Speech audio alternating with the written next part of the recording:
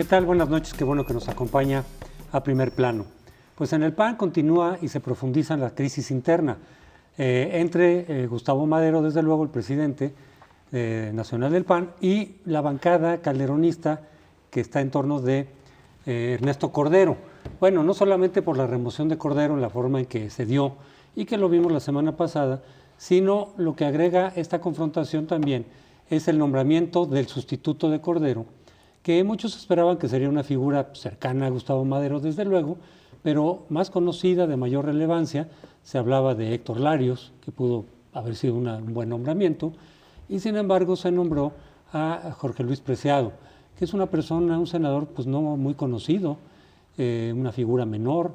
Entonces, desde luego los calderonistas pues utilizaron eso para continuar el ataque a Madero, la burla, la sorna, y diciendo que Madero en realidad quiere ahí un peón que pueda manejar fácilmente en lugar de una figura que, aunque sea cercana a Madero, pueda manejar la coordinación pues de manera más adecuada, ¿no? Tener mayores credenciales, mayor experiencia.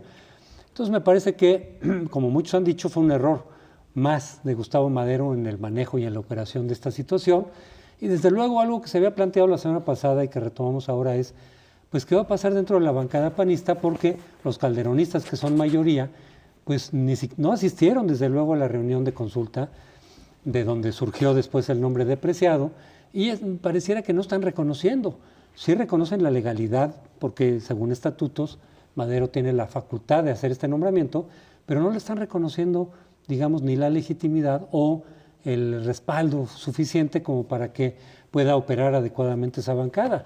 Da la impresión de que Preciado será un cero a la izquierda en la coordinación de la bancada y que cada quien se va a manejar ahí como quiera a nivel de grupos, e incluso se plantea el hecho de que si se quiere sacar adelante algunas de las reformas, pues tendrá que haber una negociación por parte del PRI, del gobierno de Peña Nieto, pues directo, por ejemplo, con el Cordero, ya sin que tenga la coordinación formal, pero que tenga que negociarse con él, porque él representa la mayoría de los votos en el Senado panista. A lo mejor le pasa a Cordero lo mismo que le pasó a Madero, que siendo oposición le hacen más caso, y a partir de ahora esta reforma política que han auspiciado con otros senadores del PRD y que es en gran medida la manzana de la discordia, pues puede tener más influencia. Yo veo que van replegando. De la semana anterior a esta veo, por ejemplo, el texto que hoy publicó Gil Schwartz en el periódico diciendo, bueno, en realidad no se asusten, los panistas discutimos, esta es nuestra misma casa. O sea, veo que van replegando ante el hecho consumado de que solos no pueden ir a ningún lado, que buena parte de esta crisis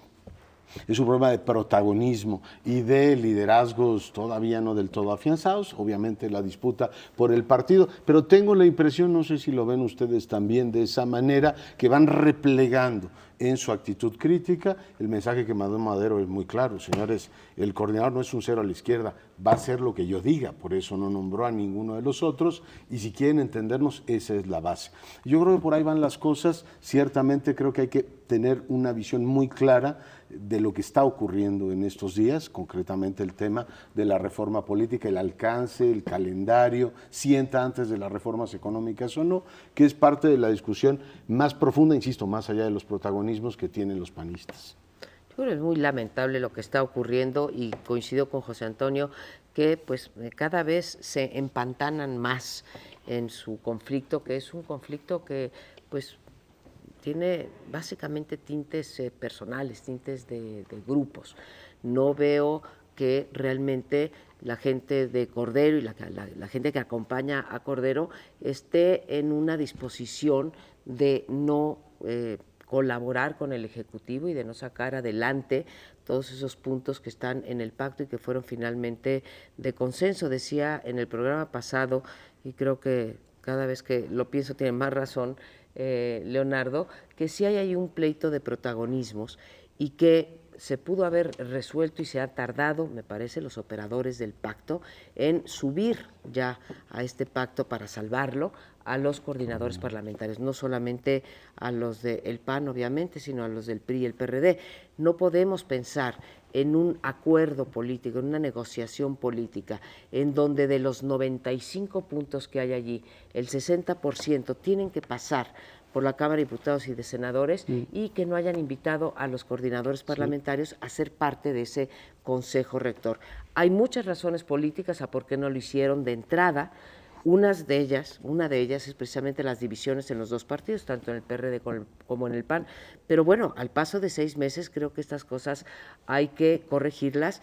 Y bueno, el PAN sí está en una situación muy difícil porque más allá de la legalidad, que desde luego la tiene y la ejerció Germán Martínez cuando la tuvo que ejercer y despidió a Krill, al senador Santiago Krill, de coordinador de la bancada.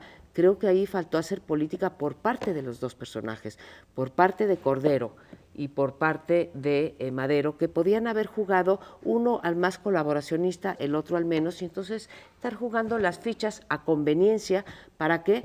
Para impulsar de mejor manera cualquiera que sea la agenda del PAN. Pero esto ya es un pleito francamente de vecindario que habla muy mal de Acción Nacional. Bueno, las rencillas que ahora vemos surgir con la destitución de Cordero en la bancada del Senado parecen muy recientes, pero en realidad tengo la impresión de que vienen de bastante atrás. Y yo creo que se recogen varios de los puntos que se han planteado en este y en el programa anterior.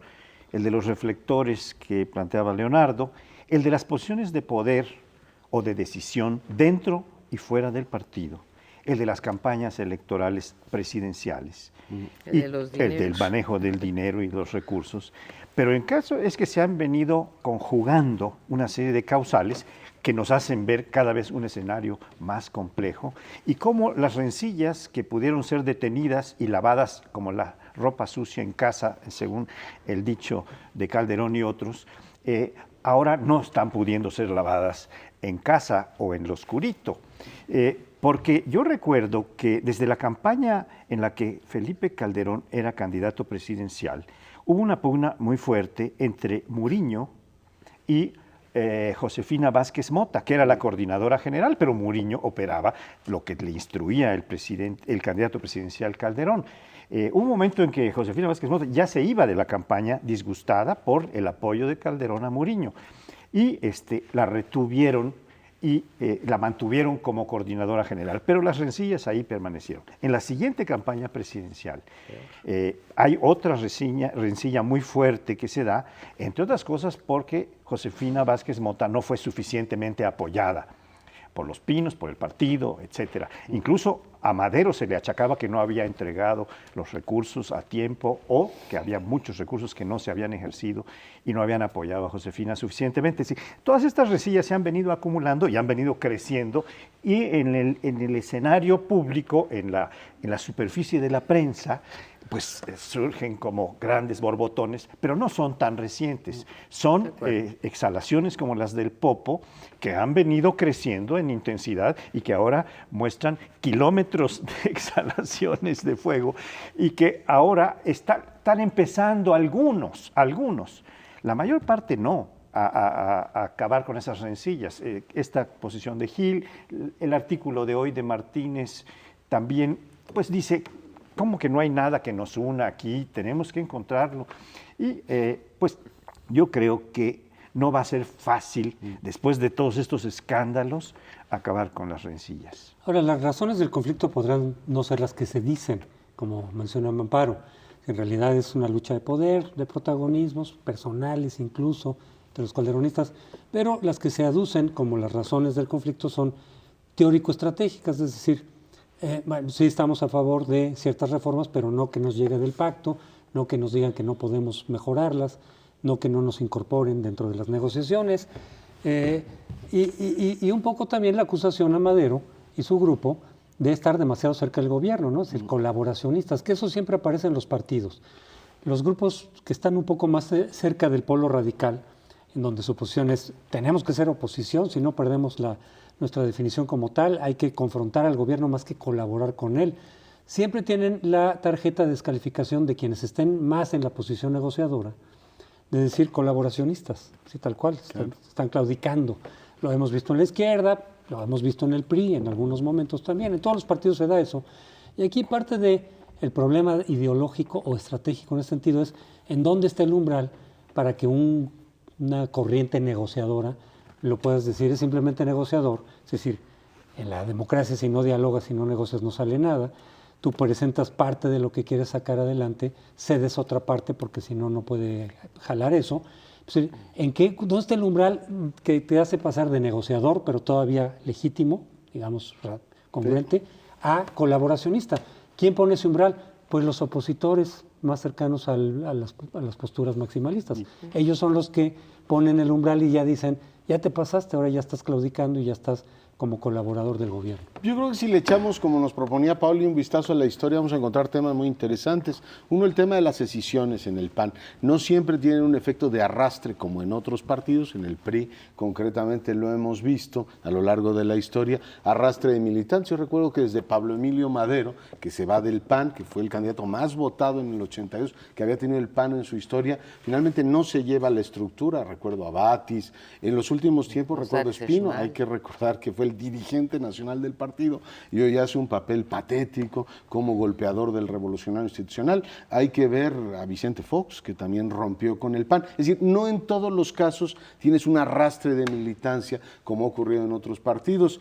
El tema de la colaboración o no, a veces les ha salido y a veces no. A Diego Fernández de Ceballos en la época de Salinas, esta cercanía le fue efectivamente dando frutos, pero al mismo tiempo lo hacía perder. Hoy les propongo que le echemos un vistazo a eso. Hay una encuesta de Buen Día, publicada en el Universal, en donde a la gente le preguntan, oiga, ¿y el pacto a quién le beneficia?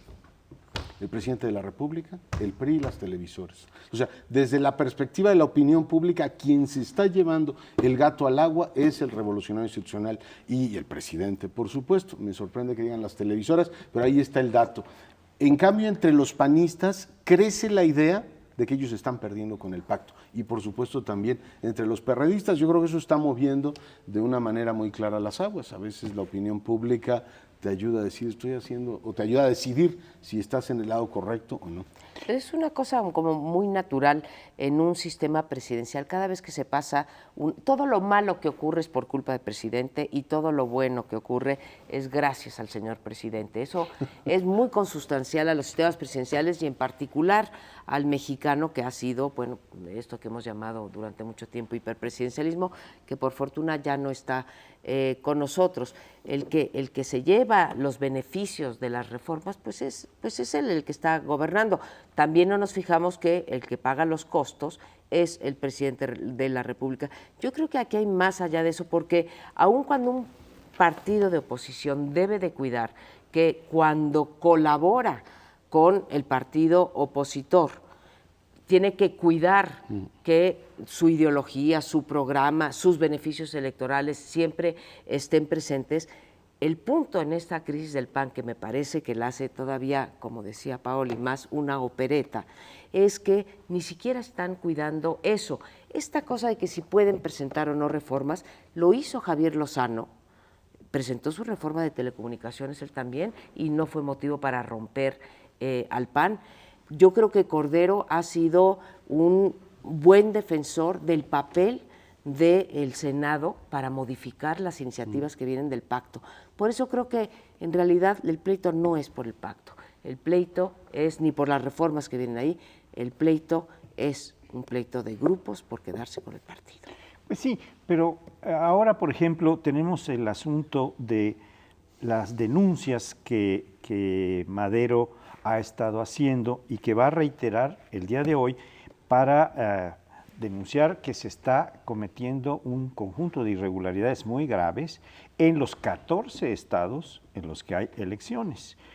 Esto viene acompañado del asunto Veracruz, que también le salió bien, como ya decíamos la vez pasada, como decía Leonardo muy claramente la vez pasada, porque puede jugar en algunos aspectos para denunciar, para conseguir democracia, transparencia, etcétera, y por el otro lado, para apoyar iniciativas que además están hace mucho tiempo en las plataformas del PAN. No son cosas que les son extrañas. Por eso también las apoyaron Cordero y compañía cuando vino la ley de telecomunicaciones. Pues están de acuerdo. Sí, ahí hay muchos puntos de acuerdo. En eso creo que tiene razón Gil, que hay muchos puntos de qué agarrarse para ponerse juntos a trabajar. Pero se nos termina el tiempo ya. Disculpa. Seguimos en el próximo segmento. Disculpa. Bueno, y al revés de como dice el dicho, las malas noticias siempre son noticias. Seguimos metidos toda la sociedad mexicana, pero en particular la clase política, que es de la que vamos a hablar en este bloque, sobre actos de corrupción. Nada nuevo para nosotros, nada nuevo para el auditorio, pero hoy encontramos otro caso muy escandaloso del uso, el abuso de funciones, el uso de los recursos públicos para motivos personales, el peculado, el enriquecimiento de la clase política. Y lo que yo veo y les quiero plantear es que veo que desde hace muchos años, décadas diría yo, de lo que nos ocupamos siempre los mexicanos y de lo que se ocupan los diversos gobiernos es de los casos emblemáticos. Entonces, pues Salinas encarcela a Laquina como un caso emblemático, también desde luego encarceló a Legorreta. Después Zedillo pues encarcela a Raúl Salinas de Gortari por enriquecimiento ilícito también, y después así nos vamos, ¿no? Con todos, en todos los sexenios vamos a encontrar.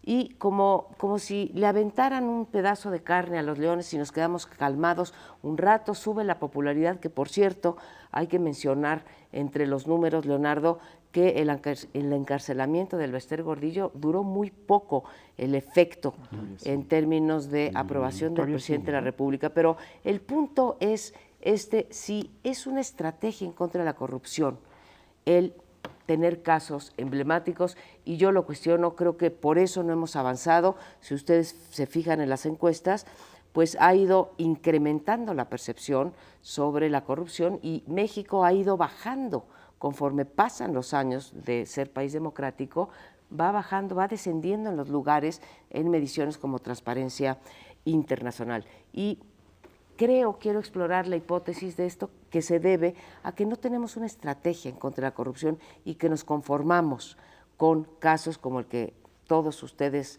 llevan más de una semana viendo en las pantallas de televisión, en la prensa, en la radio, de un señor que tiene 88 millones de pesos en el garage o en la oficina o en la bodega, en un rancho de su secretario de Finanzas. Probablemente acabe en la cárcel Granier, exgobernador de Tabasco, pero eso es la lucha contra la corrupción en este país. Bueno, yo creo que es muy difícil pensar en una estrategia porque hay, como dicen los penalistas, demasiados inodados en la corrupción. Hay una socialización de la corrupción. Por eso hay que pensar en una estrategia. Que va desde el policía del esquí, pero ¿quién la va a hacer? Es como dice, el último que salga, que cierre la puerta, apague la luz, pero ya no va a haber nadie en la cárcel, ¿no? Ya van a haber salido todos y sí pueden hacer una estrategia. El problema es ese, que van diciendo, bueno, vamos a dar una lección, este caso emblemático de la Quina, del Bestero, del que sea. Ahora parece que los casos van a ser más amplios, van a proliferar. Esto que ya estás anunciando de Granier, pues es un asunto bastante obvio. Está la denuncia que han hecho contra el gobernador, exgobernador FEMAT en Aguascalientes, que es muy menor comparado con los 80 y tantos millones, casi 90 millones que se encontraron de Granier en Nacajuca, en este rancho. Pues a FEMAT le asignan 13 millones de desvío, ni siquiera de que él se los hubiera llevado, ¿no? Pero va a haber otros. Hay una serie de casos que vienen en camino que yo creo que van a surgir en estos días. Yo tengo la impresión de que no hay todavía un repudio social fuerte al tema de la corrupción. Se dice que efectivamente es un tema espantoso, pero al mismo tiempo ves a todos los corruptos después pasearse tranquilamente por las altas esferas, a todos los partidos políticos lamentar profundamente lo que ocurre.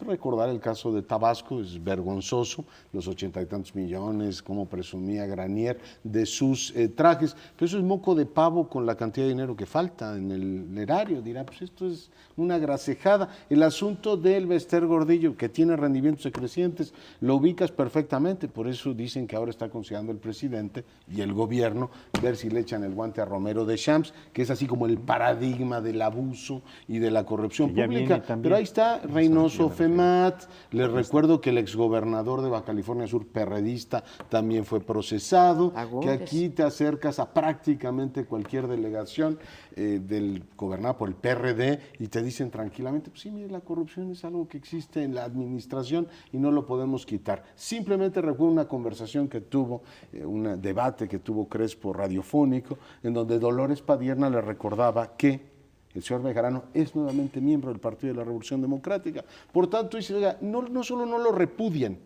conviven con eso. Lo premian. No solamente, o sea, no es que lo premien, les parece natural, consubstancial a la función. No hay esto de decir, oiga, yo con usted no me acerco, porque usted recibía fajos de dinero. Seguro que muchísimos periodistas dirán, qué bárbaro este Graní, mira que es tonto, dejar el dinero en Nacajuca. Es un problema estructural de este país y por supuesto que coincido contigo, María Amparo, no tiene ninguna intención de llevar adelante una política de rendición de cuentas y de ir cerrando los espacios para que la corrupción prolifere. Y mientras eso no ocurra, en realidad la corrupción no va a ir descendiendo. No vamos a dar ese salto cualitativo que algunos países democráticos, los más viejos sobre todo, sí han dado en algún momento, de que la gente sepa, los funcionarios, los políticos, sepan que efectivamente las probabilidades de que sean descubiertos y sancionados por actos de corrupción son elevadas. Nunca son del 100%, pero que sí sean elevadas y entonces eso empiece ya a generar un autofreno. Para decir, no, pues mejor no me la juego, mejor continúo con mi carrera política o hago casos muy menores o incurro en cosas muy menores, muy poco visibles, pero no estas despliegues de corrupción que se hacen porque se sabe que la probabilidad de ser capturado y sancionado son mínimas, tienen que ver más por razones políticas. Efectivamente, mientras no haya esta política sistemática en donde hayan varios precedentes, varios personajes de todos los colores, de todos los partidos, y que cada uno de ellos no sea caso emblemático, sino que ya se vea que decir, no, pues aquí sí hay una política, no cacería de brujas, pues eso tampoco te lleva, te genera una situación de inestabilidad muy fuerte, pero sí de sistemáticamente estar detectando y sancionando casos de corrupción, que hay muchísimos, constantemente, todo el tiempo. Se hablaba también los días pasados de la corrupción de César Nava, en su paso por Pemex, y que podría ser otro caso de los que podrían ser, bueno, pero no bastan con esos. Cada uno de ellos, si se quedan en 3 o 4, podremos decir, bueno, ya se hizo algo más, ¿no? Algo más de lo que se hizo en los 12 años del PAN, cuya oferta original con Fox era, sí va a haber una política sistemática contra la corrupción y la impunidad. Ok, pero tiene que ser eso, si Peña Nieto de veras quiere obtener un reconocimiento en ese sentido, lo tiene que hacer de manera sistemática. Por cada uno, tú mencionabas ahora a César Nava, vamos incluso a despersonalizarlo.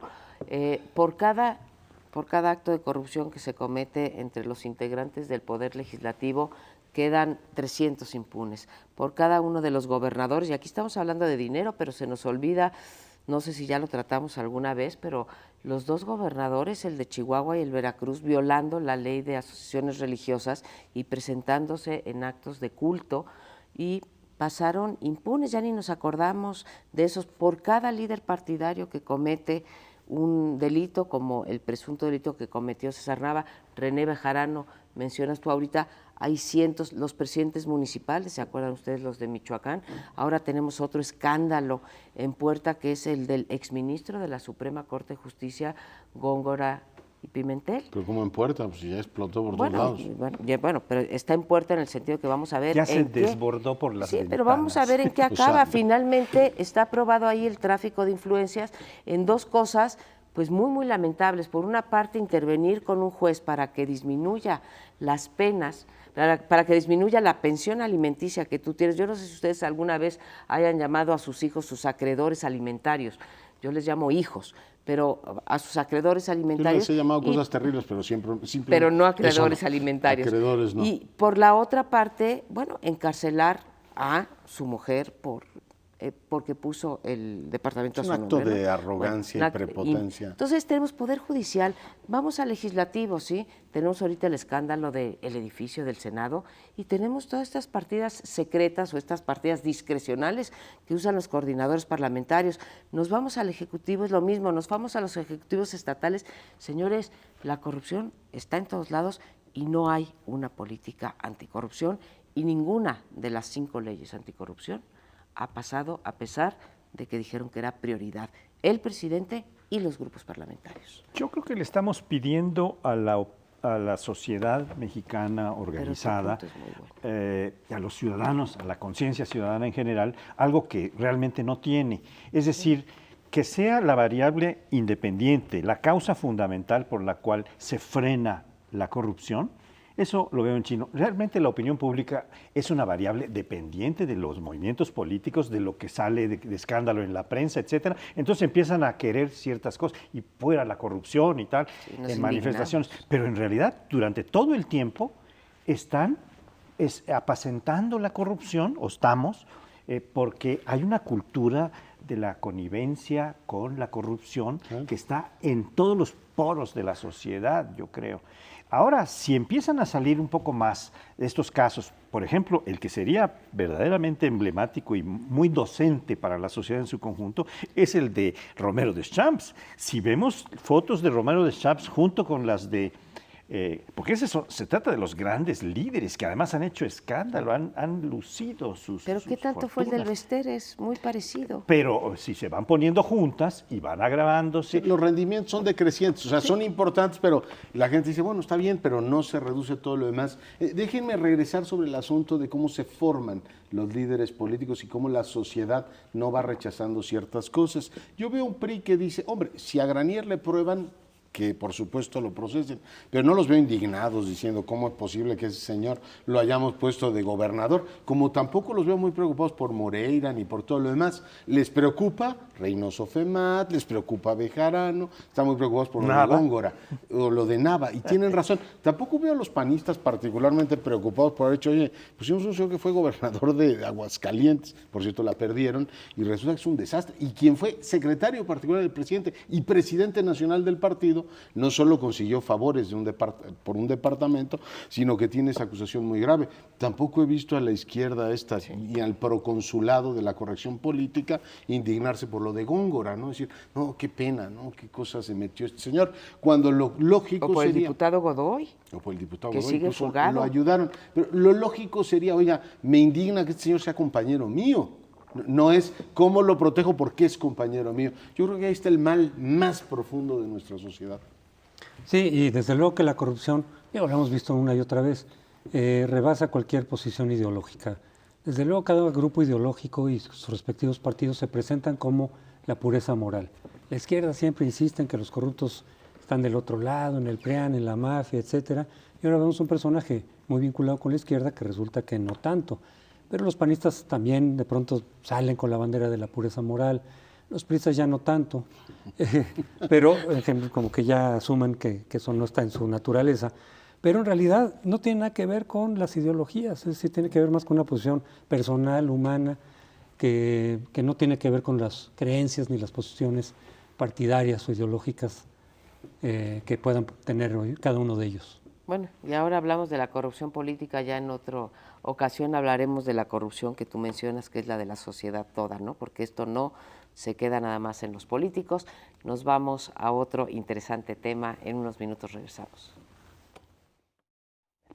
Es una cosa muy interesante de analizar cómo se va confeccionando la agenda pública. En general son 2 o 3 temas que le preocupan a la sociedad de manera sistemática en los últimos años. El asunto de la seguridad ha estado presente en el debate público de este país. Hace 20 años mataron a un cardenal en un aeropuerto, en el aeropuerto de Guadalajara concretamente, y desde entonces el asunto se ha empalmado, el tema de la seguridad con los temas económicos. Según la coyuntura, uno va más arriba que el otro. Por supuesto, el momento en el cual este país vivió la grave crisis de los 90, el tema económico era el que más preocupaba, pero en los últimos años de manera sistemática la inseguridad se había convertido en el tema que más preocupaba a la gente. Ahora veo una encuesta de Ulises Beltrán, que la pongo sobre la mesa, se publica hoy en Excelsior, la cual dice que de una manera bastante sorprendente, es un pico bastante relevante, a la gente lo que más le preocupa es el tema económico. Y yo no sé, se los pongo para su análisis, si es porque el gobierno cambió la narrativa, entonces si el presidente ya no habla del tema de inseguridad, ya no es tan importante. 2, que esté dando resultado la estrategia de seguridad, lo dudo porque está el tema de la desaparición súbita de la gendarmería. En otro momento platicaremos de ese asunto si les parece. O bien la gente está muy preocupada por el incremento de precios, que en esa misma encuesta aparece como la preocupación principal de una mayoría, estoy hablando de por arriba del 60% de la gente. En todo caso, lo que más preocupa en estos días es precisamente el tema económico. ¿Cómo nos acercamos a ello? Bueno, creo que venía ya una tendencia a que se acercaran las líneas de preocupación entre los ciudadanos. La preocupación, por un lado, económica, que se explica por la falta de crecimiento que hubo durante todo el sexenio de Felipe Calderón, o el insuficiente crecimiento económico, y la violencia. Entonces se empezaron a juntar los dos, y ahora dices, se cruzan en esta encuesta de Ulises Beltrán. Creo que hay un problema serio en este gobierno. Yo quiero insistir que son 6 meses, todavía es muy poco tiempo para exigir resultados, ya sea en materia de seguridad, que sin duda creo que ha impactado en la percepción de inseguridad el hecho de que no solamente el presidente no lo tenga todo el día a flor de boca, a flor de labios, el tema, y también los medios le han bajado a la información sobre los actos violentos en primeras planas, en los medios electrónicos, etcétera. Pero lo que sí preocupa es que tuvimos incluso un crecimiento menor al esperado, tan solo de 0.8% en este trimestre, y que Hacienda se vio obligada a reformular su pronóstico de crecimiento para el año en un 0.5%, creo que lo disminuyó, y esta cosa inexplicable hasta el momento, yo no he ido, no soy especialista, pero no he ido explicación alguna a por qué se está restringiendo el gasto. Bueno, todas estas cosas, el no crecimiento de la economía norteamericana, la crisis europea, el poco crecimiento de México, la subida de los precios, en particular el huevo, el pollo, etcétera, etcétera, pues han causado el empleo que no crece, y la restricción del gasto, pues han causado que la gente se pregunte qué es lo que pasa, y creo que el gobierno ya tendría que estar teniendo pues una explicación, y más que una explicación, un correctivo para que esto no siga sucediendo. Pero creo que hay un foco, pues si no rojo, amarillo intenso. Yo tengo la impresión de que hay un factor que se menciona menos de lo que debía mencionarse, y es el de la economía informal, o como llaman los españoles muy gráficamente, la economía sumergida. Está tan sumergida que por eso no se ve, porque además no genera registros de crecimiento o no genera crecimiento. Todos estos empleos de tiempo parcial o total que son informales van superando ya a los empleos formales. Creo que andan ya en un 60-40 o algo así. 60-40. Esto ciertamente ha amortiguado la violencia, porque de haber menos empleos informales, es decir, de no haber salida para ganarse el chivo, para ganarse los centavos y llevar comida a la familia, pues esto sería una sociedad en plena conflagración. Esto no ha ocurrido en parte porque hay un amortiguamiento, ya que hay empleos económicos en la economía sumergida. Pero ciertamente esos empleos, primero, están muy mal pagados, segundo, no tienen prestaciones sociales, tercero, no generan o no se ve que generen crecimiento, que es lo que se está registrando. Esto que dicen que cambiaron el 3.6 o 7 que se había programado como crecimiento para este año al 3.1, pues está mostrando que sigue creciendo la economía informal. Yo creo que este es un factor que vale la pena atender. Ya lo ha mencionado el presidente Peña Nieto, habría que decir que va a tratar de revertir esta tendencia y de generar empleos más remunerados y protegidos, con prestaciones sociales, seguro social, etcétera, etcétera. Pero yo creo que este es un tema central desde el punto de vista de la sociedad, ¿no? Ahora, la pregunta es si la preocupación por la economía va por encima o ya ocupa el primer lugar, por encima del de la seguridad, cuando mucho tiempo la seguridad se puso como el principal problema, hasta donde esto es producto de la percepción, derivado a su vez de la política de no estar poniendo el foco constantemente en el problema de la seguridad, como sí lo hizo Calderón. A veces Calderón se quejaba de que los medios tenían ese tema como prioridad, pero fue el propio gobierno el que lo puso como un aspecto central. ¿No? Todos los discursos de Calderón lo mencionaba de una u otra manera, relacionaba los temas con eso, y los medios pues lo seguían efectivamente, y en las primeras notas, los titulares tenían que ver con seguridad. Ahora incluso se le ha criticado a Peña Nieto como una política de avestruz. El que diga, vamos a hablar de otras cosas, porque en México no solamente la inseguridad, hay muchos otros temas. Lo de la seguridad se le dará su importancia. En efecto, creo que sobre todo la prensa escrita sigue haciendo el recuento, pero de los muertos, etcétera, de la violencia. y reporta los incidentes y los hechos que van ocurriendo en todas partes del país, pero no es la cabeza, no es el tema central de cuántos muertos hubo esta vez, la nota roja, el México sangriento, y eso sí repercute en la percepción, reduce un poco el temor que se llegó a niveles extremos, y puede ser que de pronto la gente empiece a pensar, sí, bueno, es que la economía es lo que más me preocupa, porque desde luego que no estaba bien hace 6 años, no sigue bien ahora, pero que sea un efecto derivado de eso.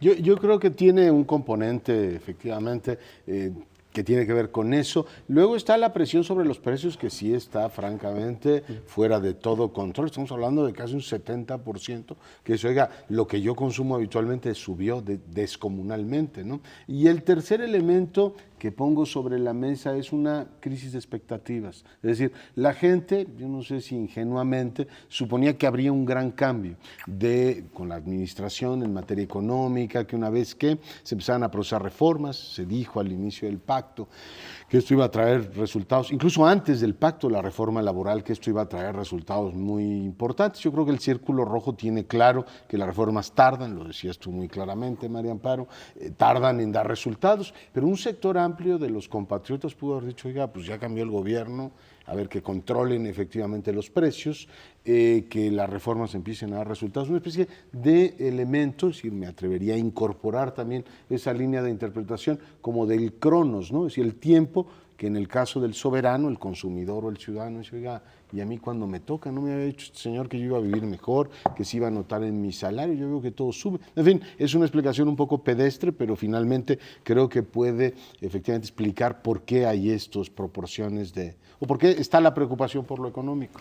Claro, ¿qué está ocurriendo en términos de la narrativa que quiso imponer y que impuso, yo diría, de manera bastante eficaz Peña Nieto en la campaña y en los primeros días de su gobierno, que era, si nos acordamos todos, era por una democracia de resultados? Eficaz, sí, una democracia de resultados, bueno, pues todos sabemos que la reforma educativa, si va a igualar oportunidades, pues las va a igualar como a 15 años, ¿no?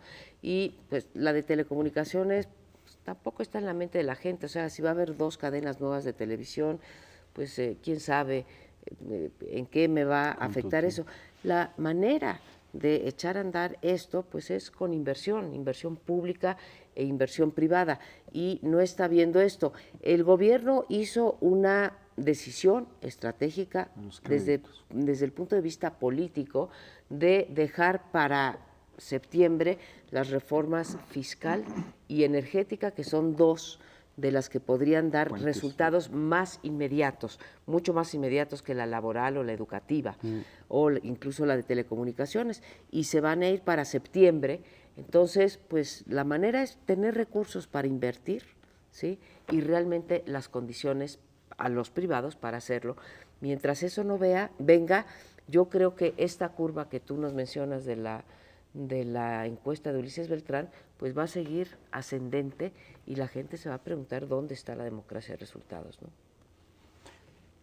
Bueno, yo creo que hay varios elementos que valdría la pena mencionar. Esta baja de la impresión de que la violencia es el principal problema que tienen muchos ciudadanos se debe en parte a este cambio de estrategia en la presentación del fenómeno de violencia, ciertamente. Hay una entrevista, a Naranjo, se llama el asesor de seguridad colombiano, al general Naranjo, y dice, no, lo de la guerra es un asunto que ya terminó, ya es pasado, ¿no? Ahora no tenemos guerra y tenemos, bueno, conflictos que no acaban, pero, en fin, y así van transmitiendo de que hay un tratamiento distinto que tiene que dar la prensa, se fijaron lineamientos para la prensa, no es gratuito que la prensa también le hubiera bajado y los descabezados no estén en la flor de prensa, ¿no?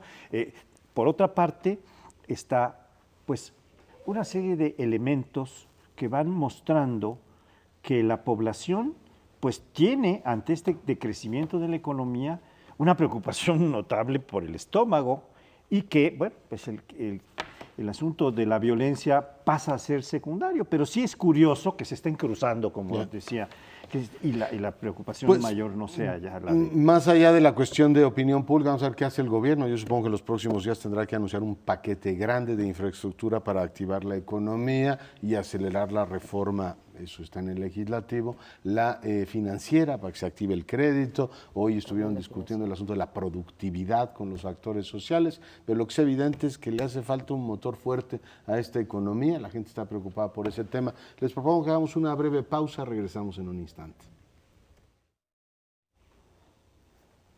Hemos tratado este tema que ahora voy a plantear en algunos programas anteriores, pero creo que está empezando a cambiar la forma de presentación y la importancia de este tema. El tema es el de las policías llamadas comunitarias, ¿no? O llamadas policías comunitarias. Son grupos de gentes de las comunidades naturales, sobre todo en los 4 estados donde aparentemente hay más violencia, que son Guerrero, Michoacán, Estado de México y Chihuahua, Tamaulipas. Y Tamaulipas, donde las policías comunitarias han proliferado. También hemos recordado en otro de estos programas que durante la reforma agraria que se produjo en tiempos del general Lázaro Cárdenas, en 1938 hubo una gran reparto de tierras y el general Cárdenas formó o reforzó las guardias rurales para que los ejidos que habían sido dotados fueran protegidos con armas que el ejército incluso dotaba o que tenían para reforzar la defensa de la reforma agraria. Ahora estamos viendo, y veía yo antecedentes muy importantes en el periódico Hoy, que no sé qué tanto sean ciertos, que dice alguno, en Michoacán desde el siglo XVI hay policías comunitarias y esto es algo natural que la población tiene que defenderse, como aquel viejo oeste que venían los cuatreros y entonces la población se organizaba, hacía su sheriff, le ponía su estrellita y en Guerrero dicen hay antecedentes desde los años 90 del siglo pasado, del siglo XX. Entonces, el subsecretario Campa, que es subsecretario de Participación Ciudadana y Seguridad y Prevención pero que está referido a, hizo un anuncio de que iba a empezar a conversar con las policías comunitarias para poderlas legalizar, para entrenar incluso si fuera el caso. Y yo creo que este es un aspecto preventivo que el Estado mexicano está teniendo, como lo hizo Cárdenas, para que no sean los narcotraficantes los que se aprovechen de esas policías comunitarias, los entrenen y respondan a ellos, ¿no? Pero en fin, este es el tema que... Yo creo que hay varios actores que se han resbalado con el tema de estos grupos, porque en primer lugar la generalización ha dañado mucho. En primera instancia, esta idea de que el pueblo bueno se defiende porque hay ausencia del Estado, lo acabamos de ver en Buenavista, Tomatlán, había presencia del ejército, y resulta que el pueblo bueno fue a retirar, retuvo 26 militares hasta que efectivamente los liberaron después de una negociación. Entonces no es el tema de la ausencia del Estado, cuando hay Estado resulta que tienes esta reacción. 2, hay un grupo que creía que era muy progresista defender eso, hasta que les anunciaron que en Milpalta están creando firmas. No sé si vieron la portada, las 8 columnas de La Jornada este fin de semana eran en Milpalta también, porque no vemos necesariamente clara la presencia del Estado. Luego está la imbricación con el crimen organizado, donde tú dices, hay grupos que efectivamente han utilizado esa figura para resistirse a la acción del Estado o para someter a otros grupos, de tal manera que creo que ante este panorama hay que ser muy precisos a qué grupos se refieren. Creo que es sensato que el gobierno nos empiece a decir cuáles tienen efectivamente una auténtica raigambre popular y cuáles son los que han salido a la luz de a Río Revuelto, ganancia de pescadores, a tratar de ocupar ese espacio. Pero sí creo que han resbalado varios con ese tema, Que tenemos un problema con el tema, que bueno, que hiciste tú como un poco el recuento histórico, te ibas a Cárdenas, bueno, incluso más atrás, pero usabas el ejemplo de Lázaro Cárdenas en los años 30, guardias rurales. Porque con esto de las guardias de autodefensa o policías comunitarias, etcétera, creo que estamos metiendo en la misma canasta a fenómenos muy distintos que se dan. Unas son urbanas, otras son rurales, otras son en zonas de violencia en donde realmente la población tiene una amenaza por parte del crimen organizado, y hay en otras en que se están defendiendo de otras cosas, por ejemplo de caciques, en fin, metemos todo en la misma canasta y creo que no es apropiado. Cuando sale el subsecretario Campa, en efecto, leímos la noticia, habla creo, si no me falla la memoria, Pauli, es de regulación. Y la idea es, como tú nos explicabas, ¿no? La idea es sentar, yo creo que lo que quiere hacer el subsecretario Campa es, bueno, conocer el fenómeno, y dado que él está encargado de la prevención, y que son, otra vez, el problema de la prevención es que los resultados vienen a muy largo plazo, ¿sí? Porque esto de reconstituir el tejido social es una cosa pues muy complicada de palpar y de lograr. Entonces, bueno, ver qué es lo que está suscitando este fenómeno, él como encargado de la prevención, ver qué está suscitando y poder siquiera tener un mapeo, que no lo tenemos, así como dijimos hace algunos años que no teníamos un mapeo del crimen organizado, pues ahora parece ser que nos está haciendo falta un mapeo y ver cómo se ataca cada una de estas, porque supongo que dependiendo del origen de estas, el origen y funciones de estas policías o guardias o lo que sea, habrá que tener estrategias diferenciadas, ¿no? Sí, yo creo que este puede ser uno de los principales problemas en materia de seguridad del actual gobierno. No solamente la herencia de la violencia y la inseguridad que viene del sexenio pasado y que le representa en sí mismo un reto a Peña Nieto, porque si no ofrece resultados de baja sensible de violencia, de incremento de seguridad, pues se le va a empezar a cargar también la factura a él, ¿no? Es decir, si no cambia, por ejemplo, se mencionó mucho la semana pasada que el regreso a Michoacán, el operativo Michoacán, el mandar ahí al ejército, pues recuerda a cómo inició la estrategia de Calderón. Entonces muchos dijeron, pues con las mismas estrategias vas a obtener mismos resultados. No solamente es el reflejo, el que Michoacán vuelva a ser el foco de atención en esta materia, del fracaso de la estrategia de Felipe Calderón, sino decir, pues pareciera que va a ser lo mismo y entonces los resultados van a ser parecidos, pero además de esta herencia, lo que parece particular de este gobierno son esto de las policías comunitarias que empiezan a proliferar sin mucho orden, sin mucha claridad para qué van a estar ahí, de cómo regularlas, de cómo controlarlas, porque desde que aparecen empiezan a salir como del control un poco, con lo que ya mencionaba también Leonardo, ¿no? En el sentido de que pues, algunos enfrentan al Estado en lugar de estar solicitando el Estado, porque esa era la justificación original, pues lo enfrentan, lo secuestran, etcétera. Es decir, bueno, otros se vinculan con causas políticas de pronto, y si van armados, pues entonces ya representan un factor de riesgo también a la estabilidad. Y no se vale, es para protección de la comunidad, no para que apoyen a los maestros o a otras causas políticas que hay por ahí. Entonces, si no se tiene mucho cuidado el gobierno de a quienes sí legaliza y registra, a quienes no, o a quienes sí registre, en el momento en que se salgan tantito de los fines para los cuales se hace esta autorización, pues entonces retirarlos con la fuerza del Estado. Porque de lo contrario se puede salir del control y sí puede ser un fuerte dolor de cabeza para este gobierno. Yo creo que efectivamente, como ya han planteado muy bien ustedes tres, hay que hacer una tipología, hay que hacer una calificación y una clasificación de las distintas policías comunitarias y no ponerlas en una sola canasta, o saber cuáles pueden estar pues, más naturalmente conectadas con su comunidad. Y hay un factor que sacaba el enfoque, algún columnista del Enfoque de Reforma esta semana, ayer domingo, que decía que no hay por qué utilizar las armas exclusivas del ejército con estas policías. Allá hay un indicador que dice, bueno, estas armas, estos AK-40, estos cuernos de chivo, etcétera, se los tienen que estar dando fuerzas del crimen organizado, no son cosas que las comunidades rurales, como las guardias rurales de Cárdenas usaban 30-30, que ya eran rifles muy venidos a menos. Aquí hay una cuestión también de inteligencia, de formación, para que la comunidad coopere de una cierta manera más eficaz. Eso es lo que se está planteando según lo que yo entendí del proyecto que formula Campa, el subsecretario de Gobernación Campa, para decir, vamos a dotarlas de inteligencia, de entrenamiento a las comunidades en su conjunto y a los que se encarguen de estas cosas, a las cuales les vamos a dar algún tipo de reconocimiento, ¿no? Pero antes habiéndolas conocido en sus características. Yo creo que sí, y hay que despolitizar todo eso y tratar de sacar la menor ventaja de los temas, ventaja política de los temas de seguridad. Yo veo que el el gobierno actual dice, en prevención el modelo es Ciudad Juárez, es decir, lo que hizo el gobierno de Calderón en Ciudad Juárez es un modelo para Campa en estos momentos, no se hizo a nivel nacional, pero si tomamos seriamente el tema habría que avanzar por ahí, habría que avanzar seriamente con el tema de las guardias comunitarias y no tratar de politizarlo, decir, si aparece en tal estado entonces las apoyo, si aparece en el otro entonces no me parece bien.